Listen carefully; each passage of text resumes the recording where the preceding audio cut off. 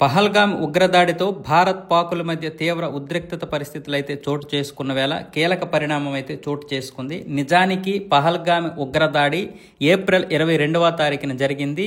మరో 2-3 రోజుల్లోనే అంటే ఏప్రిల్ 23, 24, 25 తేదీల్లోనే పాకిస్తాన్పై భారత్ విరుచుకుపడుతుందని అందరూ అనుకున్నారు. అయితే ఎవరు ఊహించిన విధంగా భారత ప్రభుత్వం కీలకమైనటువంటి నిర్ణయాలు తీసుకుంటూ పాక్ని ఉక్కిరిబిక్కిరి అయితే చేసింది. అందులో మొట్టమొదటిది సింధు జలాలు ఆపేయడం. ఆ తర్వాత బాగ్లిహార్ డ్యామ్ నుంచి కూడా నీటిని ఆపేసి పంజాబ్ ప్రావిన్స్ ని ఉక్కిరిబిక్కిరి చేసింది. దాంతో పాకిస్తాన్లో నీటి కోసం కష్టాలు మొదలయ్యాయి, నీటి యుద్ధాలు మొదలయ్యాయి. ఒకరికి ఒకరు కొట్టుకుంటూ తిట్టుకుంటూ ప్రభుత్వాన్ని అయితే విమర్శించడం మొదలుపెట్టారు.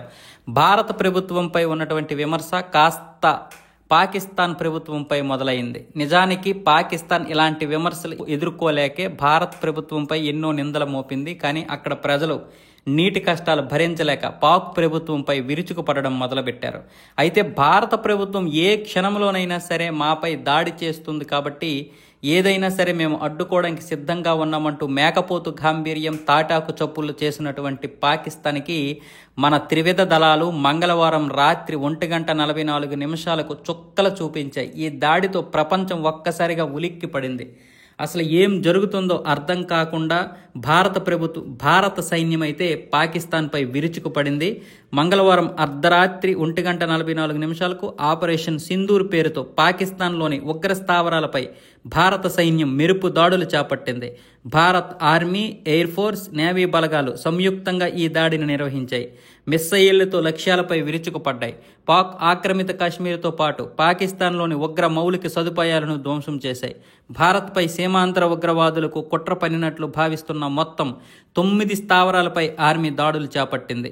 ఈ 9 మొదటిది బవహల్పూర్లోని మర్కజ్ సుబాన్. ఇది సరిహద్దుకు 100 కిలోమీటర్ల దూరంలో ఉంది.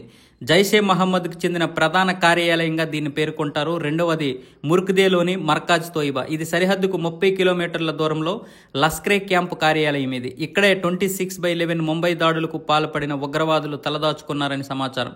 ఇక మూడవది సియల్కోట్లోని మహ్మూనా జోయా. ఇది అంతర్జాతీయ సరిహద్దుకు 15 కిలోమీటర్ల దూరంలో ఉన్న హిజ్బుల్ ముజాహిద్దీన్ శిబిరం. ఇది దీనికి చుట్టూ నివాస భవనాలు కూడా ఉన్నాయి. ఇక నాలుగవది కోట్లోని మర్కాజ్ అబ్బాస్ ఉగ్రస్థావరం. ఇది నియంత్రణ రేఖకు 35 కిలోమీటర్ల దూరంలో ఉంది. 2023 ఏప్రిల్ 20న పూంచ్లో జరిగిన దాడులకు జూన్ 24న బస్సులో ప్రయాణిస్తున్న అమాయక యాత్రికులపై దాడికి ఇక్కడ ఉగ్రవాదులే కారణం అని సమాచారం. ఇక ఐదవది కోట్లీలోని మస్కర్ రహీల్ షహీద్. పీఓకేలో హిజ్బుల్ ముజాహిద్దీన్కి చెందిన స్థావరం ఇది. కొండల ప్రాంతంలో ఉండే ఈ క్యాంపులో 4 గదులు, బరాకులు ఉన్నాయి. వీటిలో పెద్ద ఎత్తున ఆయుధాలు, మందుగుండు సామాగ్రి ఉన్నట్లు సమాచారం. ఇక ఆరవది ముజఫరాబాద్లోని షవాయ్ నల్లాహ్. పాక్ ఆక్రమిత కశ్మీర్ తంగర్ సెక్టార్లో సరిహద్దుకు 30 కిలోమీటర్ల పరిధిలో షవాయ్ లష్కరే క్యాంప్ ఉంది. ఈ ముఠాకు కీలకమైన క్యాంప్ ఇది. ఇక్కడే లష్కరే క్యాడర్ నియామకాలు, శిక్షణ వంటివి చేపడుతుంటారు. 2000 నుంచి ఇక్కడ కార్యకలాపాలు సాగిస్తున్నారు. ఇక ఏడవది బర్నాలలోని ముర్కాజ్ అహ్లే హదీత్ ఉగ్రస్థావరం. ఇది లష్కరే తోయిబా ఉగ్ర క్యాంపు. పూంచ్, రాజౌరి, సియాసి సెక్టార్లోకి లష్కరే ఉగ్రవాదులు ఆయుధాలను పంపించేందుకు దీన్ని ఉపయోగిస్తూ ఉంటారు. ఇకపోతే ఎనిమిదవది ముజఫరాబాద్లోని సైద్నా బిలాల్ ఉగ్రస్థావరం. పీఓకేలోని జైషే ప్రధాన కేంద్రాల్లో ఇది ఒకటి. ముజఫరాబాద్ రెడ్ ఫోర్ట్కు ఎదురుగా ఉంటుంది. జమ్మూ కాశ్మీర్లోకి ఉగ్రవాదులను తరలించేందుకు వీలుగా దీన్ని రవాణా క్యాంపుగా నిర్వహిస్తున్నారు. ఇక్కడ ఎప్పుడూ 50 నుంచి 100 మంది ఉగ్రవాదులు ఉంటారు. ఇకపోతే 9వది తెహ్రా కలాన్లోని సర్జల్. జైషే మహమ్మద్ ఉగ్రస్థావరం ఇది. దీన్ని కూడా జమ్మూ కాశ్మీర్లోకి ఉగ్రవాదులను పంపించేందుకు ఉపయోగిస్తారు. మొత్తం పాకిస్తాన్లో 4, పీఓకేలో 5 స్థావరాలనైతే మన భారత ప్రభుత్వం అయితే కకావికలం చేసింది. భారత్పై సీమాంతర ఉగ్రదాడులకు కుట్ర పన్నినట్లు భావిస్తున్న మొత్తం 9 స్థావరాలపై ఆర్మీ దాడులైతే ఈ విధంగా చేపట్టాయి. పూర్తి ఖచ్చితత్వంతో దాడులు చేసినట్లు పేర్కొంది. ఉద్రిక్త పరిస్థితులకు తావు లేకుండా పాక్ సైనిక సదుపాయాలపై ఎక్కడ దాడులు చేపట్టలేదని భారత ప్రభుత్వం అయితే పేర్కొంది. దేశవ్యాప్తంగా బుధవారం కేంద్ర ప్రభుత్వం మాక్ డ్రిల్ నిర్వహించనున్న వేళ ఈ దాడులు చేయడంతో సర్వత్రా ఉత్కంఠ నెలకొంది. ఆపరేషన్ సింధూర్పై పలువురు కేంద్ర మంత్రులు, ప్రముఖులు సోషల్ మీడియా వేదికగా స్పందిస్తున్నారు. ఆపరేషన్ సింధూర్ తర్వాత భారత్ మాతాకి జై పేరుతో పలువురు కేంద్ర మంత్రులు, ప్రముఖులు సోషల్ మీడియాలో పోస్టులు చేస్తున్నారు.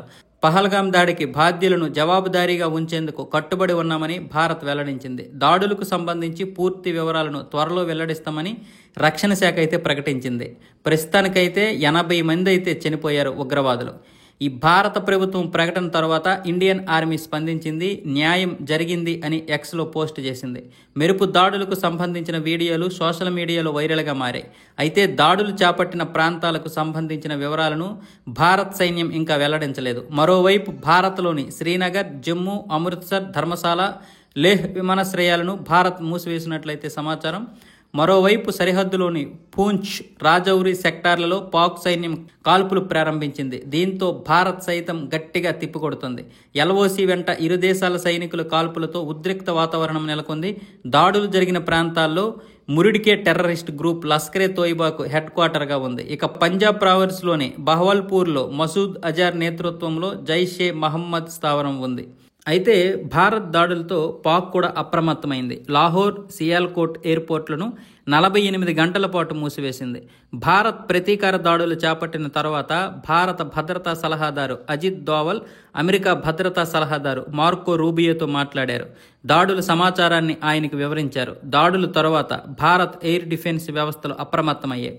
పాక్ నుంచి ఎలాంటి ప్రతిస్పందన ఎదురైనా నిలువరించేందుకు సరిహద్దుల వెంట ఎయిర్ డిఫెన్స్ వ్యవస్థలు మోహరించాయి. బుధవారం ఉదయం 10:30 పాక్ ప్రధాని నవాజ్ షరీఫ్ జాతీయ భద్రతా కమిటీతో సమావేశమైతే కానున్నాడు. పాక్ ఉగ్ర స్థావరాలపై భారత్ చేపట్టిన దాడులపై అమెరికా అధ్యక్షుడు ట్రంప్ కూడా స్పందించాడు. ఇండియా, పాక్ పరిస్థితి దారుణంగా ఉందన్నాడు. ఉద్రిక్తతలు తగ్గించుకోవాలని ఇరు దేశాలకు సూచించాడు. ఇది హేయమైన విషయం. వారు దశాబ్దాలుగా ఘర్షణ పడుతున్నారు. దీనికి వీలైనంత తొందరగా ముగింపు పలకాలి. రెండు శక్తివంతమైన దేశాలు రోడ్డుపైకి వచ్చి కొట్టుకోవాలని ఎవరూ కోరుకోరు. భారత్, పాక్కు ఎంతో చరిత్ర ఉంది. వీటి మధ్య ఎన్నో ఉద్రిక్తతలు ఉన్నాయి. అయితే ప్రపంచానికి శాంతి కావాలంటూ ఘర్షణలు వద్దు అంటూ ట్రంప్ అయితే చెప్పడం జరిగింది. ఇది 2 నాలుకల ధోరణి అన్నమాట.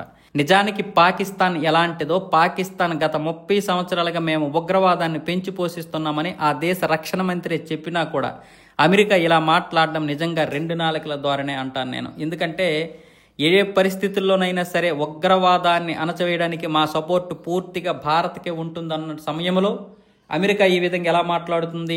ఇప్పుడు భారత్ కూడా కేవలం ఉగ్రవాద స్థావరాలపైన మాత్రమే విరుచుకుపడింది. అంతేకాని 2 దేశాలు శక్తివంతమైన దేశాలు.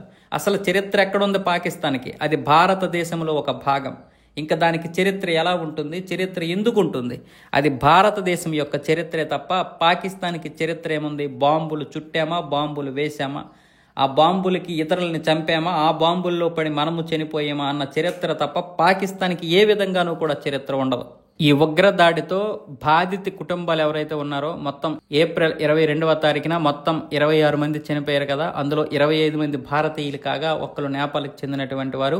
ఈ 26 మంది కుటుంబ సభ్యులైతే అందరూ కూడా మాకు న్యాయం జరిగింది అంటూ నరేంద్ర మోదీ గారికి అయితే కృతజ్ఞతలు చెప్పారు. అలాగే భారత ఆర్మీకి, త్రివిధ దళాలకు కూడా సెల్యూట్ చేశారు. భారత్ మాతాకి జై అంటూ నినదించారు.